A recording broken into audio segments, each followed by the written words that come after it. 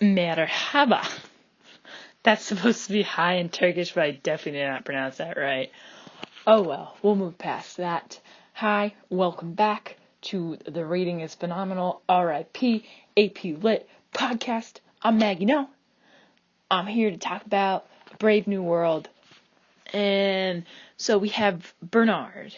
And right now, after Bernard and John had their great conversation about John's past and how he belongs to the other world, Bernard takes advantage of John's fantasy of going to the other world, and he offers to take John and Linda to London. And this seems like a kind offer, but in reality, he actually figured out that John is the director's child, and he wants to embarrass the director. So he's bringing him back, and I mean, if you just think about it, if John's already an outcast here, as we talked about before. Imagine if you bring him back to the other world and you say, yep, the director, who's all about creating humans in a factory, actually did have a child.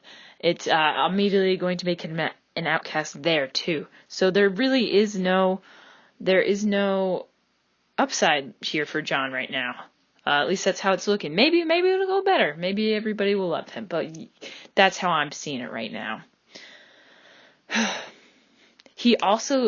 Bernard also views Linda and John as fascinating scientific discoveries. And this kind of shows, again, how even Bernard, who claims he wants to get away from the capitalism, the cut-off connections,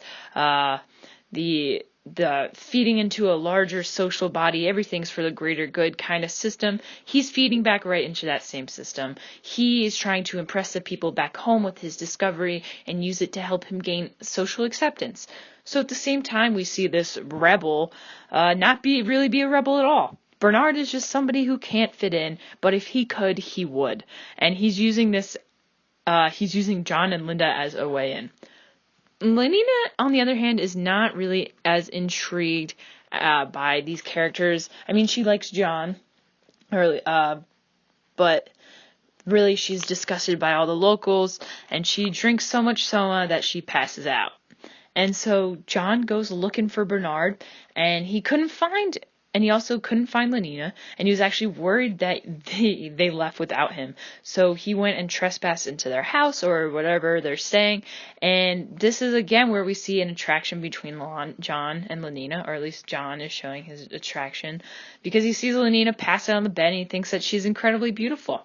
And this is definitely some foreshadowing of some future romance, which I'm really not a romantic person. I didn't realize how much romance was going to be in this book.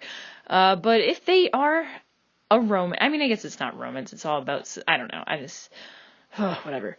But if they are a romance in the future, we're going to see some troubles, with Bernard, who's going to be mad.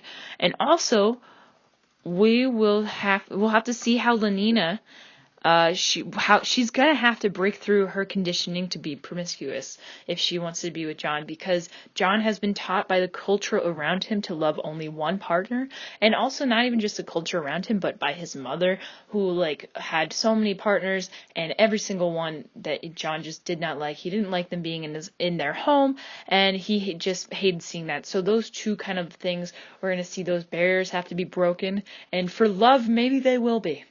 But we'll have to see. And that's pretty exciting. We're gonna come back to this again in the next podcast. Thanks for listening. I hope to see you next time. This has been a RIP podcast. Okay.